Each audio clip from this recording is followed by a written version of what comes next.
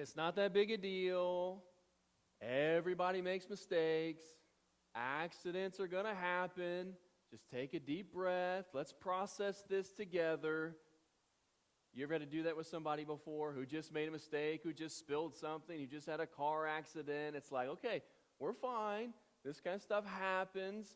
It could be, and I just think about my kids. Like, my kids are kind of spill happy with their food and their drinks. To be fair, they come by it honestly, because I'm really clumsy when it deals with food and drinks. In fact, I was a server at Bob Evans for one day, and then they moved me from handling food and drinks to back to handling the money, because they're like, you're really good at arithmetic, you can get correct change, but you spilled 5 drinks on a guy, probably isn't the best place for you. But they told me I had to carry it like that. I'm like, come on now. Like, I'm not going to carry stuff. Like, I was just doing that. Anyway, so sometimes mistakes happen. By the way, when I spilled 5 drinks on a guy, the manager didn't say, hey, listen, it's okay, accidents happen. He was a little more colorful and passionate about our conversation than what sometimes we as parents are, and hopefully never go to that way. So it's like when your kid spills something, hopefully, and some days you're not as good as others. Some days you lose your patience a little quickly. But 4 or 5-year-old spills a drink, guess what? They're 4 or 5, that's going to happen. And you can, hey, listen, we got we got paper towels, we can clean this up, everything's okay, everybody calm down, brother, stop laughing at him, how that all goes. Or you get a phone call from your 16-year-old, and they got in a fender bender, and you get that call, Mom, I was in an accident, Dad, I had a wreck, Dad, I had an accident, and your mind's going 1,000 miles an hour, and then you find out it was something really, really minor, and that nobody was hurt, and everything's okay. What? Hey, just calm down. Where are you? I'm going to come to where you're at.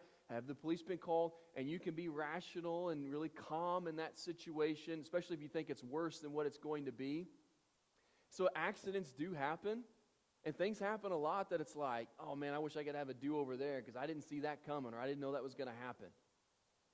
But sometimes accidents happen because you were not being careful and you were not following the rules that have been established at work or by your parents or whatever.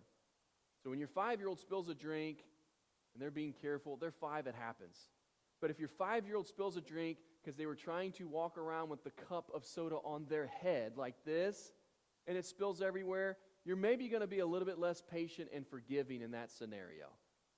Has that only happened at my house? It looks like it has. You're like, why would a kid do that? Because they're kids and that's what they do. And then, you've got whatever all over the place. And it's one thing if your kid gets into an accident, that's understandable, that's going to happen.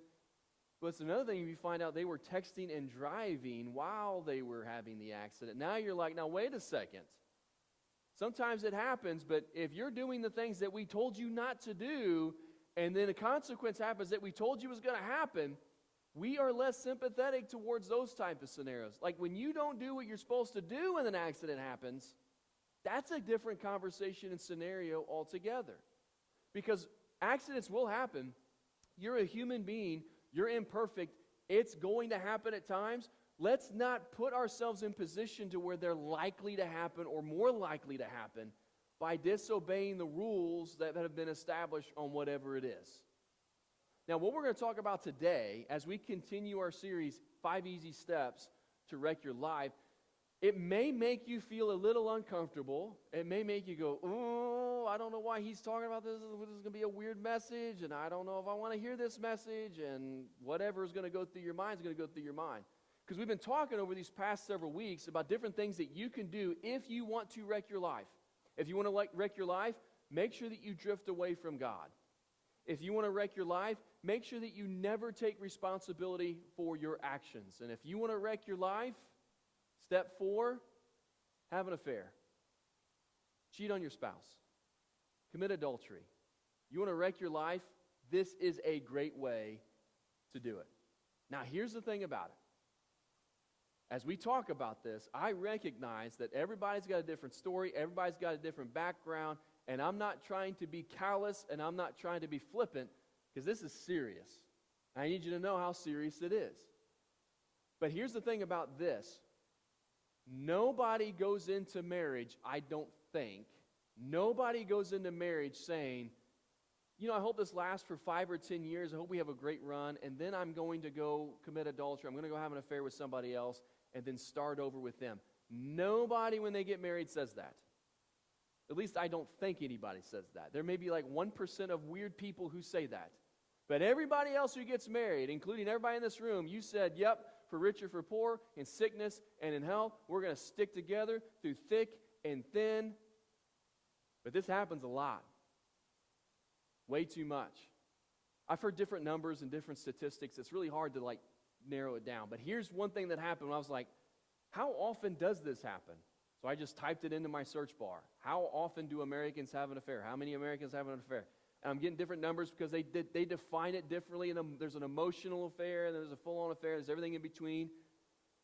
But what popped up on the search was a sponsored site for AshleyMadison.com, which I had heard about but never really had thought about. That's a website that you go to if you are married with other married people on the site as well that you can just go hook up with casually.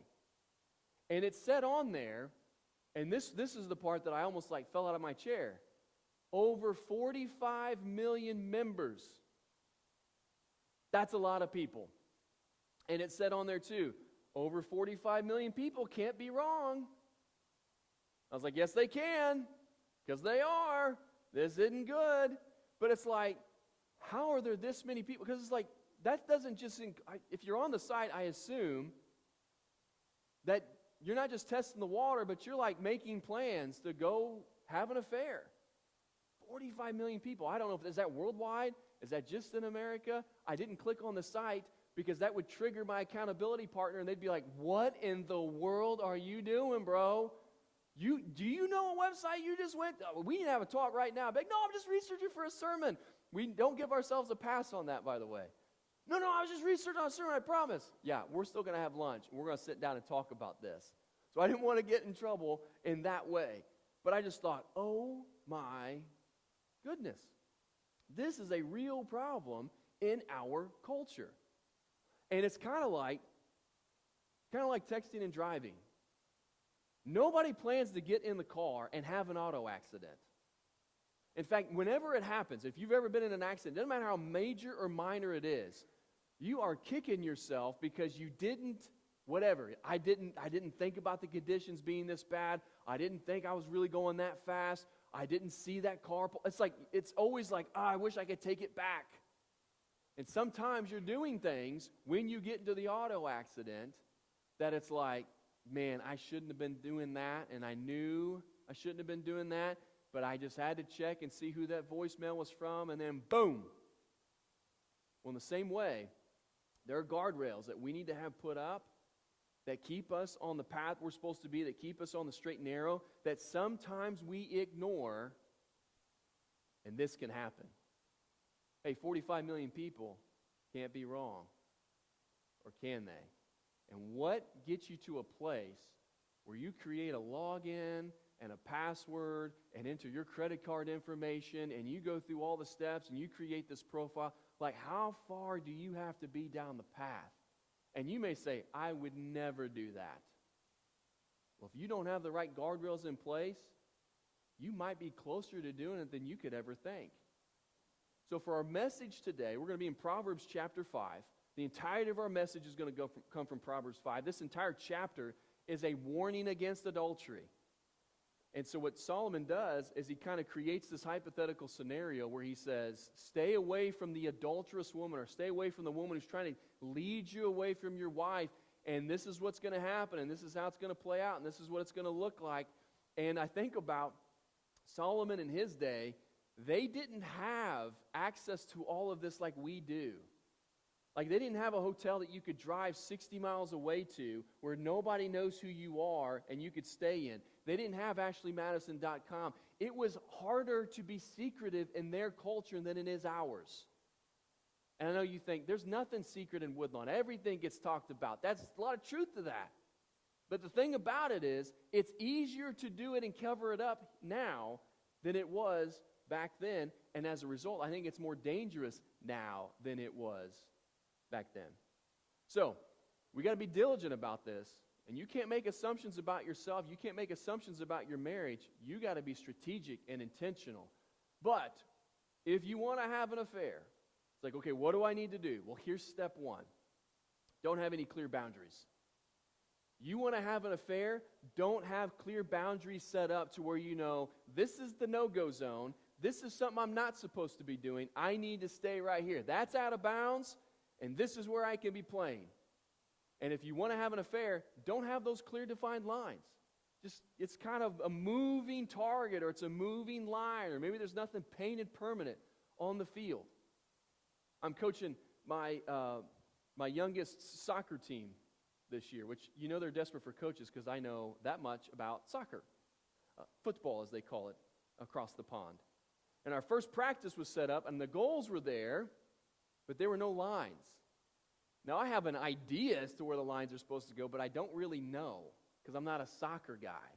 And so I just kind of put cones in the corner just to kind of as a reference point for myself. So the kids were playing, and as they're playing, I'm trying to teach them soccer, relative, and when it goes out of bounds, you're supposed to throw it in. Well, I kept trying to figure out, well, is that kid really out of bounds or not? Because there are no lines. So when they got to the parking lot, I realized, okay, we're out of bounds. Come on back. We're a little too far. And it's so funny, and you know, it's a fast-moving game, and the kids are all piled together in one big mob and mass as they move. And it's hard to see where the ball is. It's hard to see where out of bounds is. And so many times, I'm like, oh, yeah, I think that's like 17 and a half feet out of bounds. Let's blow the whistle. Let's do a throw-in, and let's get back onto the field.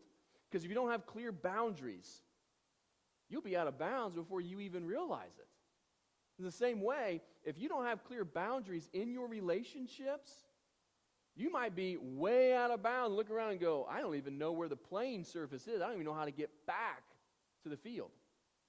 So here's how Solomon says it. Proverbs chapter 5, verses 8 through 10. He says about the adulterous woman, son, keep a path far from her. Don't go near the door of her house, lest you lose your honor to others and your dignity to the one who is cruel. Lest strangers feast on your wealth and your toil enrich the house of another. He's saying, if you go do this, if you engage in this affair, all your hard work, all your efforts, all your savings, it's all going to end up going to other people. There are all types of consequences for this type of lifestyle or for this type of choice. So he says, don't even go by her house. You know who she is. You know where she lives. You know she sits on her front porch and she tries to get men to come over. So if you're walking home and you're late and that's the shortest path, you go the long way around to make sure you don't even go by her house. That's a boundary, he says, to set up. Like, you got to make it as hard as possible to even be in her presence. Don't even be in her presence because you don't know what might happen over time. Because what could happen is the first time you pass by, you're like, that's not that big a deal. I didn't stop by. I didn't do anything I shouldn't have done. Solomon's being a little too strict with this. And then you just make that a regular path. And you keep going by it. And you keep going by her house. You keep going by her house. And she keeps calling you in. Or she keeps beckoning you. Or she's sitting out there. And then what happens is you have a fight with your wife. You have a fight with your spouse. And a week goes by. And a month goes by. And months go by. And things are just still filled with tension and conflict. And before you know it, you start walking by. And you start playing out scenarios in your head. And what Solomon would say is, if you don't even walk by, you don't even have the opportunity. It's a guardrail you should set up. So, like, there were guardrails that were put in my life even before I was even processing the need for guardrails. When you first get married, everything's really good. Everything is butterflies. You don't have kids yet, and kids ruin everything, I know. So you don't have kids yet, and you're just passionately in love. I'm teasing, by the way. They don't ruin everything. They bring joy to our lives, right? But they do cause a lot of time, they take time, they take money, they take our attention. There's just a lot that goes into raising children. And so before you have kids, everything's good. And like, that's the furthest thing from your mind. They're like, I would never do that. I would never go there. I would never be a statistic in that way. But then without realizing it, you start to get busy, you start missing, maybe you start fighting, and things just kind of get weird between you and your spouse. And if you don't have guardrails set up, what Solomon is saying here is there's no limit to what you might end up doing. And right now you sit and you go, I would never do that, I would never. Well, don't even put yourself in a position where it's even possible. So guardrails that were put in my life as a pastor on a staff, when I was at the church in St. Louis, there were 15 or 20 people on staff at any given time, and there were, pastors, and there were support staff, there were men, and there were women, and there were rules. It's like if you're going somewhere, if there's a meeting 45 minutes away, and this pastor are going, and he and she are going, you don't ride in the same vehicle, ever. You're never alone with the member of the opposite sex in the same. It's a guardrail. It's like, well, they do not trust the staff at your church? No, because there's no limit to how bad you can be. You put up a guardrail. Don't even give an opportunity for a conversation to happen or a flirtatious comment to be thrown out. It's like anytime you're with somebody like that, it's always in a public type setting. You didn't have lunch alone with somebody. I didn't meet anybody like, hey, I need to talk to one of the pastors. I'll take him out to lunch. If it was a dude, I could do it. If it was a dudette, I couldn't. I probably shouldn't say dude and dudette. Like, we'll just edit that out of the online content. If it was a female, I couldn't do it. I couldn't meet somebody out for lunch. That would not be appropriate. It has bad optics, and it just leads to potential further stuff. When I did counseling, I could counsel a married couple after office hours. I could not counsel a female alone after office hours. What does that do? Just protects me. It just sets up a guardrail so that I can't accidentally, like, wait a minute, if I cross the line, am I in bounds? Am I out of bounds? There were clear markers on the field. I knew exactly where I was supposed to be the entire time. And one thing you cannot do as well, and a guardrail you definitely have to have set up, is that you cannot complain to a member of the opposite sex about how bad your marriage is or about how bad your spouse is or anything negative that's gone on or anything bad that's gone on. You do not vent to them. You're going to vent to somebody or you're going to talk marriage to somebody. It is a member of the same sex, and preferably it is a Christian. Don't go venting to your non-Christian friends. They're going to give you all kinds of bad advice because they don't have the Bible as the moral compass as to how they're supposed to live. And you start venting, they start venting, rah, rah, rah. And, men, they just are so stupid, and women, they just don't get it, and you're just throwing each other under the bus, and it just gets really bad really fast. Those are guardrails you have got to have set up. In fact, the church was told, and they always use me as an example, which I never liked, but it just was what it was. They're like, hey, if you ever see Pastor Doug at Applebee's having lunch with some lady that's not Shanna, you call the church right away. You see Pastor Doug driving down the highway, and he's got somebody in his car, it's not Shanna, you call the church right away, because we want our pastors to be held to a higher standard. They know that that's not acceptable, and they're not going to do it. I'm like, what? Why is it always me, number one? But number two, it needs to happen. If I cross over, I go out of bounds, the referee's going to blow the whistle, hey, you're out of bounds. In the same way, I need to know. There are people all over St. Louis, like, watching me to make sure I'm on the straight and narrow. Now, if you see me out to eat with my grandma, don't you be calling one of the elders and saying, hey, Pastor Doug's out to eat with somebody that's not his wife. Grandma's okay. I'm allowed to go have lunch with my grandma. But you see me out and about at lunch with some lady, you better call somebody, because I'm not supposed to be doing that, because that's a guardrail. That's a line. That's a boundary I've got set up. And it's something that I would encourage you to do as well. And you've got to think through, how does this look in my life? How does it play out in my life? Because if you don't have these clear markers, if you don't have these clear boundaries, then you're just kind of doing as things are done and as they come and whatever it is. And before you know it, you're too far in the wrong direction. And you think, well, that would never happen. But when in a moment of stress or weakness, if you've built up kind of this irresponsible behavior, it could lead to something else. Having lunch with somebody, is that a sin? No. But it's the first step in the wrong direction. And you need to be careful of that. So you want to have an affair, don't have clear boundaries set up. If you want to protect your marriage, make sure you've got those things put in place that people know about it, and that you stay true to it. That's number one. Number two, you want to have an affair, neglect your spouse. Don't pour into your marriage. Don't pour into your relationship. Don't make sure that you're looking after them and speaking to them in their love language, so to speak. Make sure that it's all about you and your needs, and then just get fed up with them, get frustrated with them, and then you'll start noticing other people. And then how other people take care of you, how other people give you attention. In fact, what happens a lot of times over the course of a marriage, and I've noticed it from a distance, it's like you'll notice a guy who just kind of lets himself go, and he just doesn't care anymore. And then all of a sudden, it's like he's got a gym membership, and he's tucking in his shirt, and he shaves every day. And you find out months later, this happened with a pastor friend of mine, it's like he got real dialed in. Shaving every day. He was wearing cologne, and he was always kind of a sloppy dude, and I'm like, good for you. I mean, I thought it was great. And then I found out he was hooking up with somebody on the side. And he was doing all this stuff not for his wife, but for her. And when I found out about all of that, and it was a weird thing because he cut ties with everybody. He changed his number. He got rid of Facebook. I'm trying to get a hold of him so I can yell at him. And I couldn't even get his number for him to take my call or anything. That was a tornado of rage when I found out. Like, you were sloppy for your wife, and you just looked like a mess all the time, but then this other lady starts paying attention, and before you know it, bam. He's like Mr. Universe or whatever. I don't know. It just happened like that. And what happens is, you start to maybe drift away from your spouse because there's so much time that is devoted to other things, and you're missing each other and all this stuff. But you're at work with somebody, and you're with them a lot more than you're even with your spouse.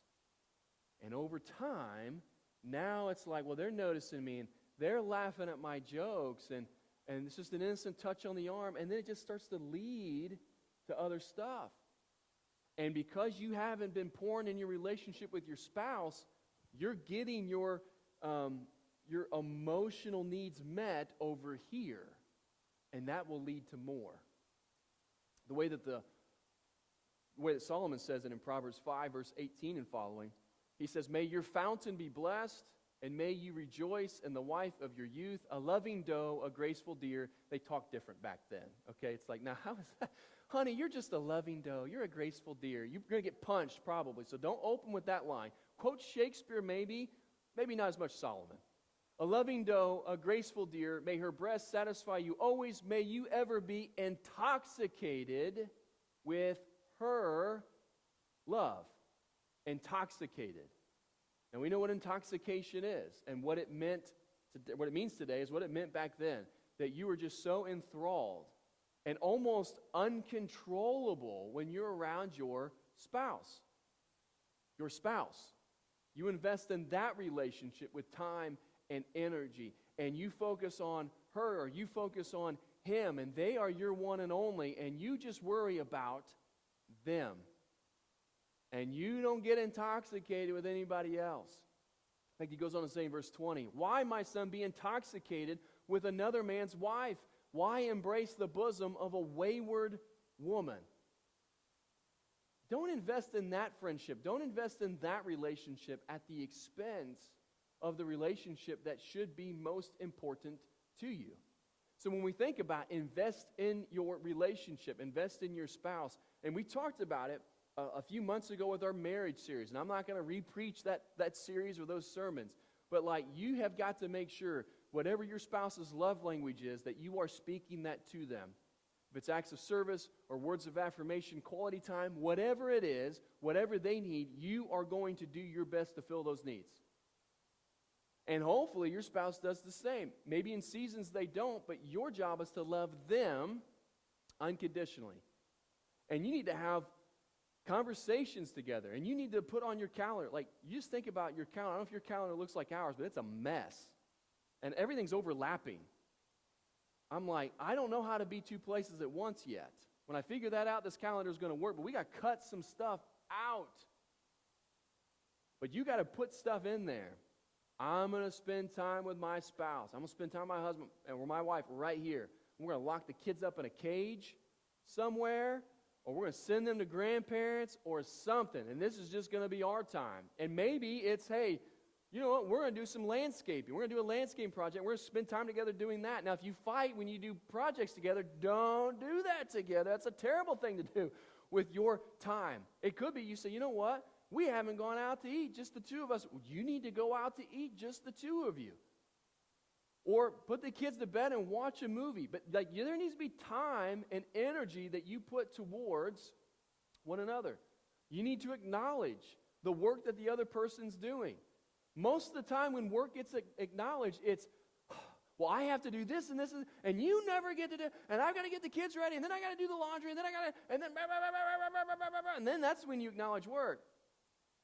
It's when they're not doing as much as you. But acknowledge what they do. That's what pouring into your spouse looks like. That's what investing in your relationship looks like. And you know what it looks like because you did it naturally when you first got married. You always spent time together, and you were on the phone for hours, and now you just send a text like, hey, I'm picking up the dry cleaner, whatever. Does anybody do dry cleaning anymore? I don't know. I don't do dry cleaning, but that's just the proverbial example, right? But it's all business stuff. It's all logistics. That's the only conversations that you have. You need to transition away from that and back to having the conversations you had when you first start dating, when you got engaged, when you first got married. That's what needs to happen. Because if you're not careful, because you have those needs within you. If you're not careful, if it's not happening at home, you're going to start having conversations with other people. And then those boundaries are going to get crossed. And it starts innocent, and you don't commit a foul just yet. It's not like, okay, I'm too far, but you keep inching, it's not going to take long. Invest in your spouse. And if you do that, that's one of the best ways to protect your marriage. So that's step number 2. You got to invest in your spouse. If you want to have an affair, though, neglect your spouse. And then finally, step number 3, how to have an affair. Think you'll be the exception to the rule. Think it's not going to happen to you, or think that it's not going to be a big deal. This applies in a lot of different ways. I did read a statistic that is backed up by a lot of different sources, that when an affair happens, 3% of the time, those two people get married.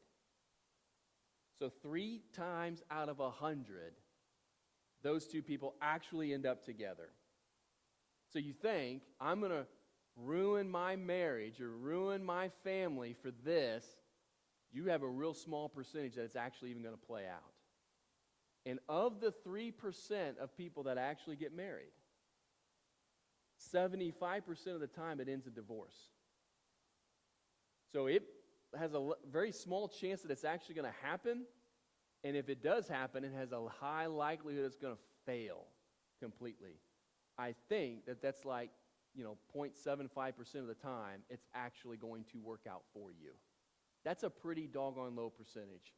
And think about what you're going to have to put your spouse through and your kids through, and there's just a lot of other layers that go on top of that. You think, well, no, this is different. The way I feel about them is different. It's going to work out. He loves me or she loves me. Okay. You want to have an affair, you want to wreck your life, think that you'll be the exception to the rule. Think you'll be the 0.75% that's actually going to make it happen. Proverbs 5, verses 3 and following, Solomon says, "For the lips of the adulterous woman drip honey, and her speech is smoother than oil. But in the end, she is bitter as gall, sharp as a double-edged sword. Her feet go down to death. Her steps lead straight to the grave." It's like lighting a stick of dynamite, just waiting for it to go off. It's going to get there. And you think, well, no, that's not going to happen. It's not going to be like that for me. And no, I can. Doug, you talked about your guardrails, and no, that's really strict. I can survive in my marriage without those guardrails because my wife and I, we really love each other. So we're gonna push the limits over. We are not going to be a statistic like you talked about. Okay, but thinking that you're going to be the exception to the rule, more times than not, makes you a part of the rule. It makes you a part of the statistic, and you're going to get bit just like everybody else is bit when they ignore this stuff. You play with a snake long enough, you're probably going to get bit. You ever see those snake handlers, like in the church world? Like they have these churches, and West Virginia or Kentucky or Tennessee or wherever. I don't want to pick on those states, but that's usually like we're kind of in that area, the mountain country. And they have these small churches, and they're small because members get scared and leave because they're playing with snakes, or they get bit and they die. So they're these small churches, and I watched a documentary on one. This is during quarantine, and I was showing it to the kids. And why, I don't know. We're just gluttons for punishment. And I will say that, like, I hate snakes with a passion. You know, and we're watching this show, and they're playing with these rattlesnakes, and you know, all the, and like, you're like, it's a cord, we're good, everybody's good, we're okay, it's just the iPhone charger. Like, I don't care what kind of snake it is.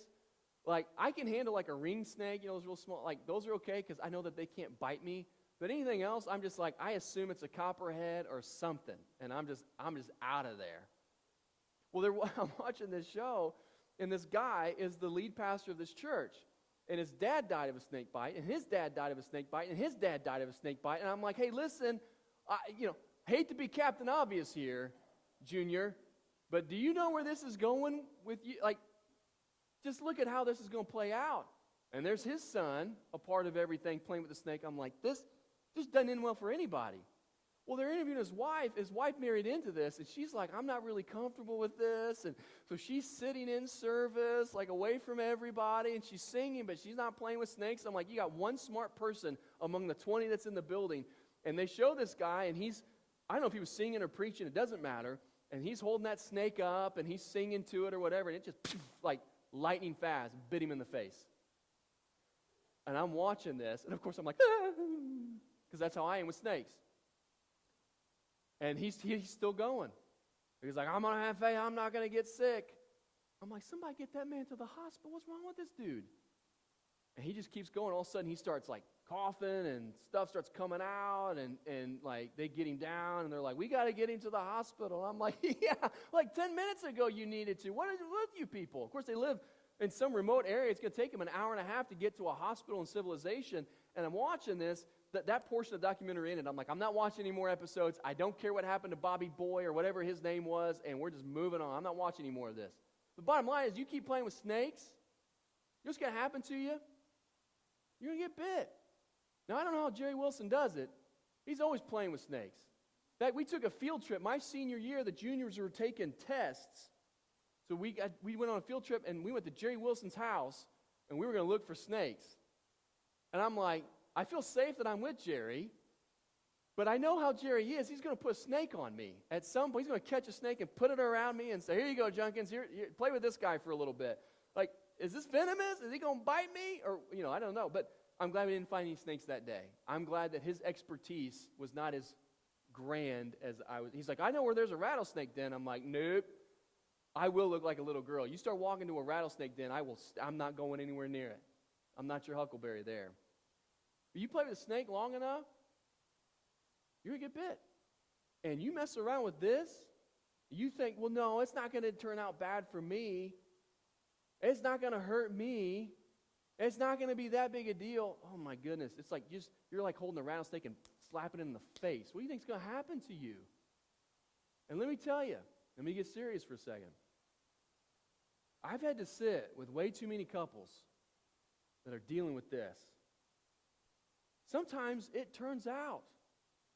Sometimes there's repentance and there's restoration, and they're able to come back together, and God can do miracles in a marriage. And I'm not saying that if you ever have an affair, that's it, your relationship's over. But, man, I've had to sit there with husband and wife.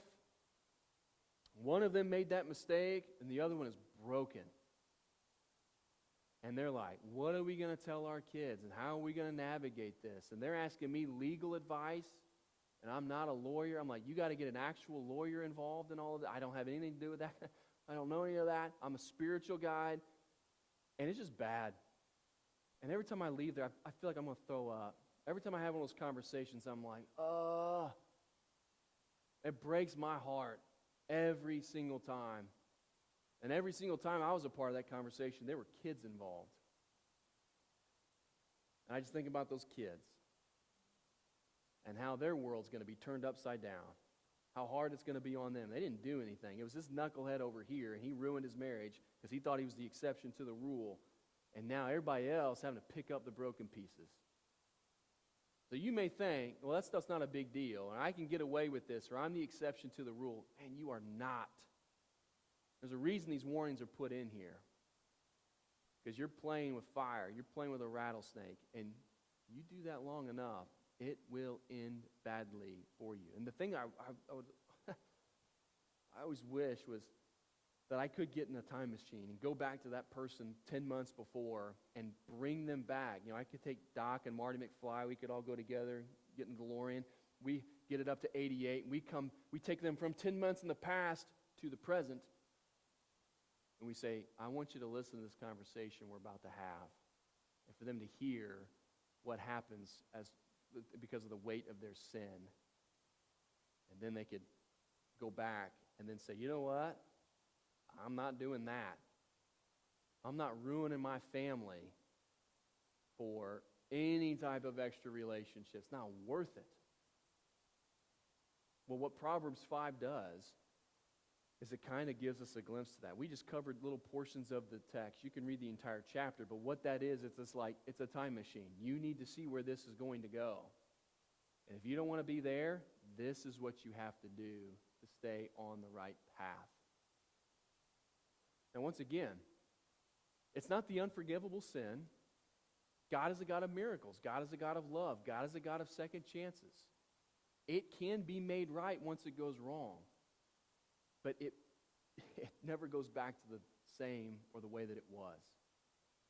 So don't think that you can mess up and then it all gets put back together.